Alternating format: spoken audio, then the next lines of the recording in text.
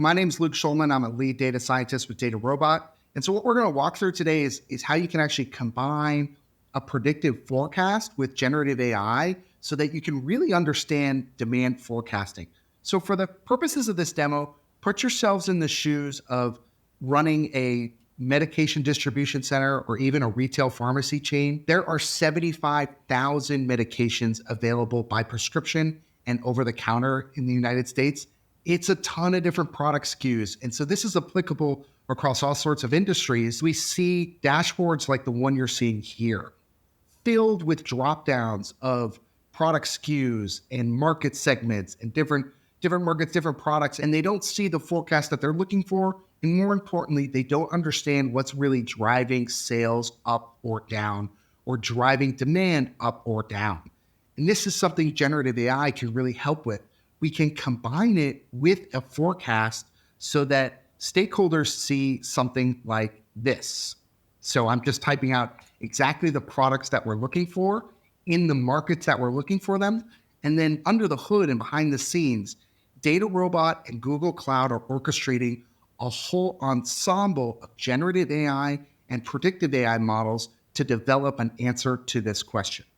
So here we see a broad summary of the demand forecast for these types of products.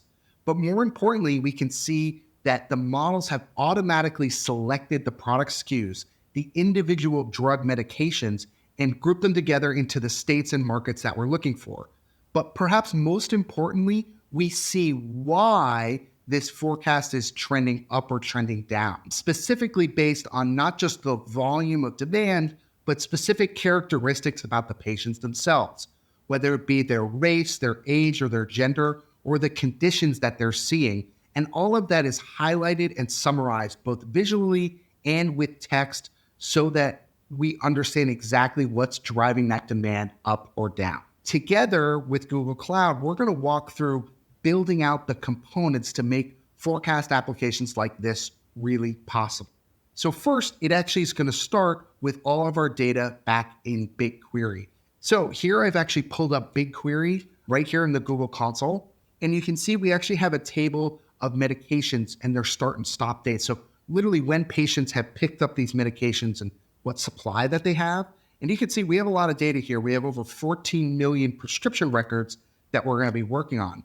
On another table, we actually see specific characteristics about the products themselves, including these long, what are called indications and usage. This is actually what's printed on those sheets that get included with your drugs when you pick them up in the pharmacy. We have thousands of medications across markets, across 50 states for all of these patients. How are we going to put that all together? Well, we have new functionality that actually integrates BigQuery right into DataRobot Workbench. So what I can do is I can go to add data here. I have my BigQuery connection automatically configured here. And I can go and I can pull up that medication data that we were just looking at. And DataRobot will take a quick sample and give me a little preview of what we're looking at. But what I'm actually going to hit is I'm going to hit Wrangle here. And Wrangle is going to allow me to preview different transformations to the data set that allow me to get it ready for a time series forecast. So here we can see our medications, why they were prescribed, their cost, when they were dispensed. What we're going to do is we're going to join in the patient information. And again, I can look right into my BigQuery data set and immediately pull up the table of the patients themselves. And I'm going to join patient onto the patient ID. And I'm going to add that to my recipe. I have this full recipe. And you can see, so not only did I join in patients, but I calculated the month in which these prescriptions occurred. And then I aggregated them at the month level so that our final data set actually shows not just the product by its ID, but also the market where the prescription occurred. So every row on here is a market for a specific medication for sales in a specific month. And that's how we're going to make our forecast. Now, the best part about this is how scalable and interactive it is. All this data remains on BigQuery, and the recipe that I build up gets turned into SQL that runs directly on BigQuery. So we take advantage of BigQuery's speed and scalability to interact with data sets of unlimited size. And then when we're ready, we can go ahead and initiate a modeling project and actually use this data for our time series forecast. So that's actually what I've done in this tab here, is I've kicked off our time series modeling project. So what we want to do is we want to select number of medications, because that's our target, is the number of medication sales per month. And I'm going to go ahead and select time series modeling. And I'm going to select the month in which the prescription occurred as our kind of date field. I'm going to hit start modeling. And you can see DataRobot's trained 24 different models. And we're looking at the various scores on how these models perform.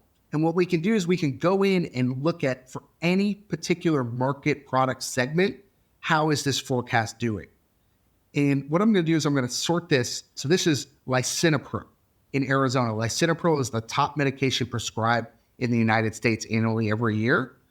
So this, in this market, which is the highest performing market in terms of sales, we can see that this forecast is actually quite accurate, within 5% accuracy.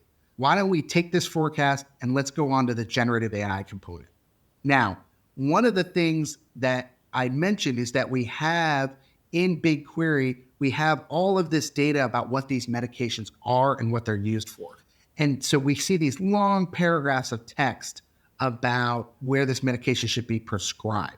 We could take advantage of Google Cloud's Vertex AI Search to literally build our own search engine that can use this product information to help our forecast.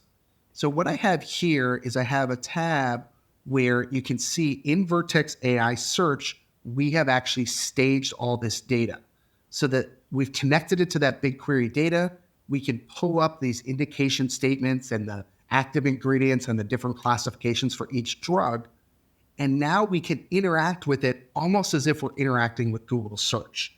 So here I can say asthma medications, and it'll pull back all the documents. These documents we can then use with a generative AI model to help group medications together to answer the stakeholder's question. So when the stakeholder says they want blood pressure medications, we can use this Google search functionality to get all of the possible choices for blood pressure medications.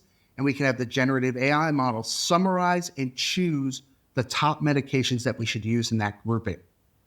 And all of this is actually integrated into DataRobot's, what we call our LLM playgrounds.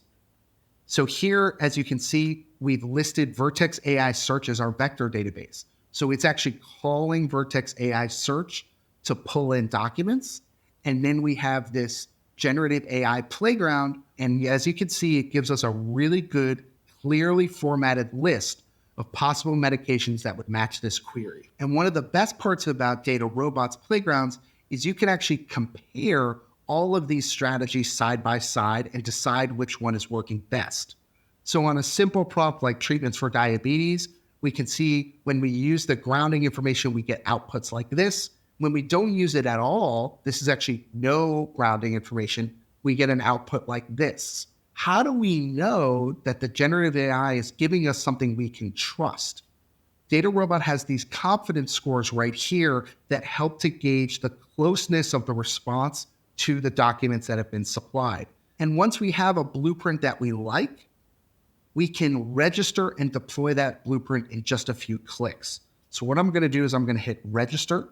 And now DataRobot's going to generate all of the API code we need to integrate that blueprint with an application, right? So if I go here into our DataRobot model registry, you can actually see the templates that DataRobot used to call out to the Google APIs to do this. Remember, there's several different models all contributing to this dashboard, from the forecast to the Vertex search to ultimately our whole prompt processing. All of those are monitored here on the DataRobot console. So you can see I'm monitoring actually over 140 deployed AI models using about 140,000 predictions per day. And I can go into these and I can look at how has the text of the prompts changed over time between now and a baseline period.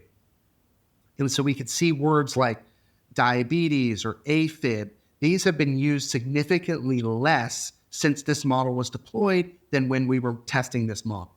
We can even track the outputs from the generative LLM. So we can see it's starting to talk about significant increased projections and usage